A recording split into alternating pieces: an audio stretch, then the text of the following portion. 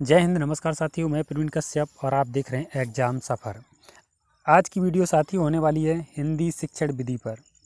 तो वीडियो में आगे बढ़ने से पहले आप वीडियो को लाइक कर दीजिए, शेयर कर दीजिए और यदि आपकी इच्छा है तो वीडियो को सब्सक्राइब भी चैनल को कर लीजिए, ताकि इसी प्रकार की आपको नोटिफिकेशन समय समय पर मिलती रहे।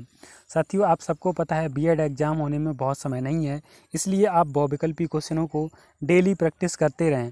जो लोग बुक से प्रैक्टिस नहीं कर रहे हैं, वीडियो को 2-3 बार देख लें। जैसे ही आप 2 बार देख लेते हैं, इसके बाद स्पीड 2x पर भी देख लें इसको, तो आपको ये क्वेश्चन सारे रट जाएंगे और आशा करते हैं आपका एक अच्छा गोल हासिल होगा, आप अच्छे नंबरों से पास होंगे। फर्स्ट क्वेश्चन साथियों आपकी स्क्रीन पर। फर्स्ट क्वेश्चन में साथियों कह रहे हैं, आधुनिक मनोविज्ञान शिक्षण में किन प्रवृत्तियों पर विशेष बल दिया जाता है? बालकों की रुचियों पर, प्रवृत्तियों पर, व्यक्तिगत भिन्नताओं एवं क्षमताओं पर, या सभी? तो साथियों, आधुनिक मनोविज्ञान शिक्षण में बालकों की रुचियों, प्रवृत्तियों, व्यक्तिगत भिन्नताओं एवं क्षमताओं सभी पर बल दिया जाता है, इसलिए डी ऑप्शन के साथ हम लोग चले जाएंगे। अगला क्वेश्चन साथियों आपके सामने है, शिक्षण सूत्र निम्न में से किस पर आधारित होते हैं?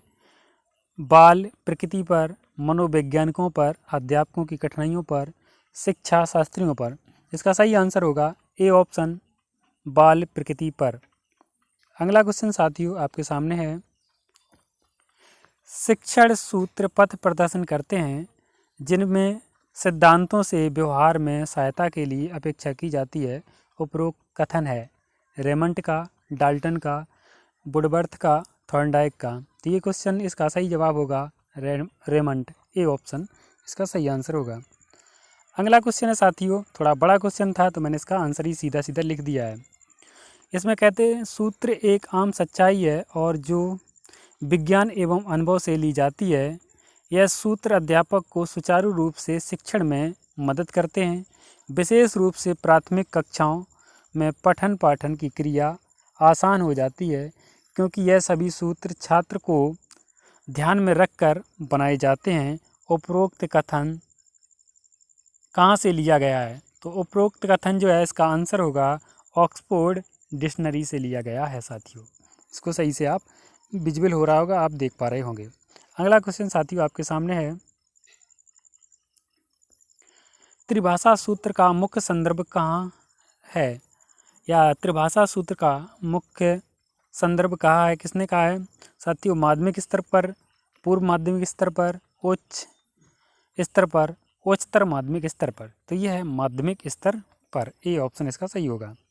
अगला क्वेश्चन साथियों है, त्रिभाषा सूत्र किस आयोग के द्वारा दिया गया? Hunter commission, Kothari commission, Mudaliar commission, इनमें से कोई नहीं। तो इसका सही आंसर होगा त्रिभाषा सूत्र जो है वो कोठारी कमीशन के द्वारा दिया गया है। अगला क्वेश्चन साथियों है,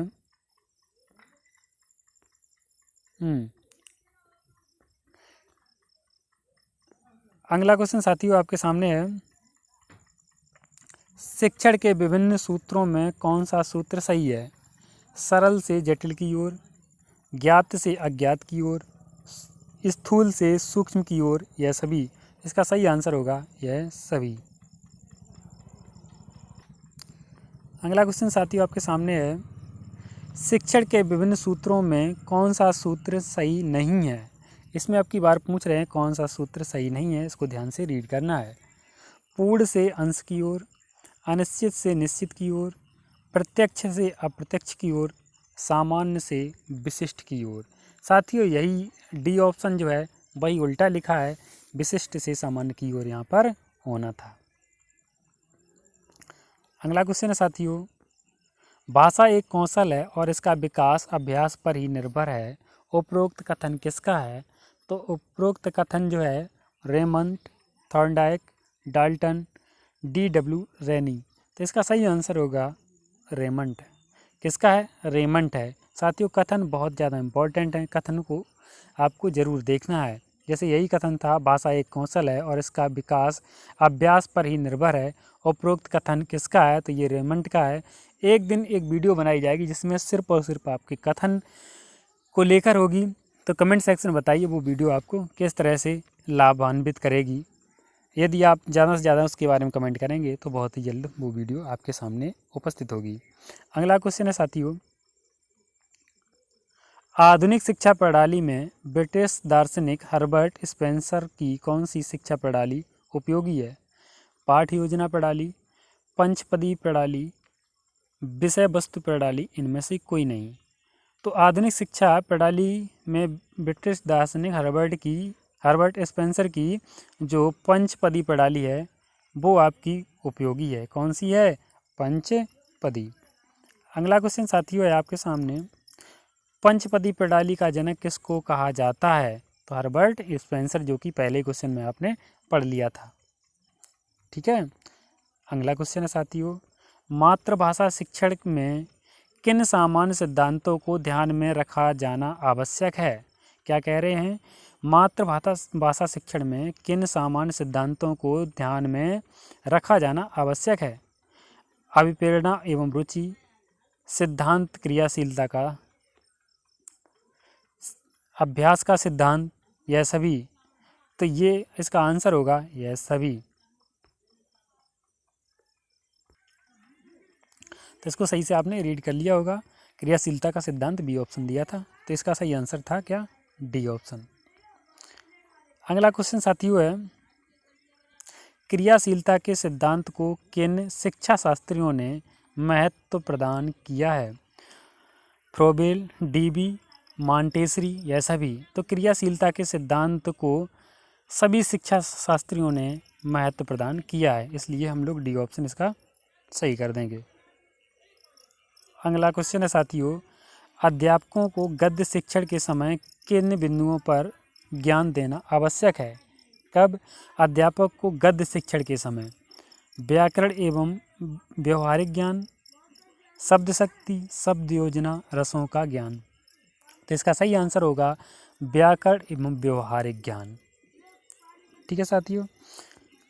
अगला क्वेश्चन है साथियों, पद्य शिक्षण के समय अध्यापकों द्वारा बच्चों को किन पक्षों का ज्ञान देना आवश्यक है? शब्द शक्ति, शब्द योजना, रस, छंद तथा अलंकार, यह सभी। तो इसका सही आंसर होगा यह सभी, डी ऑप्शन करेक्ट हो जाएगा। अगला क्वेश्चन है साथियों, अगला क्वेश्चन कह रहे हैं, भाषा शिक्षण के 2 अंग कौन कौन से हैं? ग्रहण, अभिव्यक्ति, ज्ञान और अभिव्यक्ति दोनों, इनमें से कोई नहीं। तो भाषा शिक्षण के 2 अंग हैं, ग्रहण और अभिव्यक्ति। तो ये दोनों ऑप्शन सही होने चाहिए, इसलिए हम लोग सी ऑप्शन पे जाएंगे जहाँ ज्ञान और अभिव्यक्ति दोनों दिए हैं। ए और बी दोनों भी लिखा हो सकता था यहाँ पर। अगला साथियों क्वेश्चन है, किसी भी विषय के शिक्षण में किन सूत्रों का विशेष महत्व होता है? शिक्षण विधियों का, शिक्षण प्रविधियों का, शिक्षण सूत्र का, यह सभी। तो साथियों ये सभी आंसर हो जाएगा। अगला क्वेश्चन साथियों है, राजभाषा आयोग का गठन कब किया गया? बहुत ही इम्पोर्टेंट क्वेश्चन है, राजभाषा आयोग का गठन कब किया गया? तो वर्ष 1956 में, वर्ष 1955 में, वर्ष 1960 और वर्ष 1970 में। इसका सही आंसर होगा साथियों वर्ष 1955 में। आज की वीडियो को यहीं पर एंड करते हैं। कमेंट सेक्शन में बताएं और किस विषय पर आपको वीडियो चाहिए, आपकी लिए ये वीडियो कैसी उपयोगी है। Thank you for watching.